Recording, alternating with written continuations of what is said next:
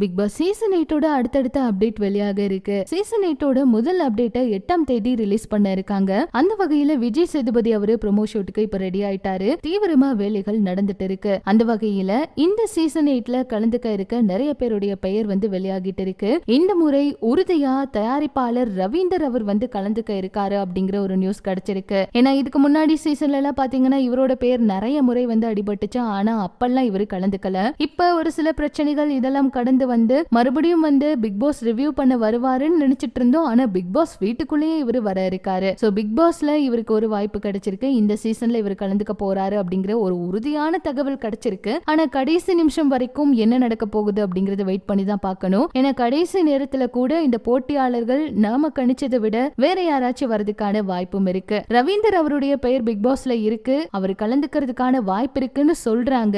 இத பத்தி நீங்க என்ன நினைக்கிறீங்க அப்படிங்கிற உங்களோட கருத்தை சொல்லுங்க. இன்னும் வேற யாராச்சும் கலந்துக்கிட்டா நல்லா இருக்கும் நீங்க நினைக்கிறீங்களா அப்படிங்கிற உங்களுடைய கருத்துக்களையும் சொல்லுங்க.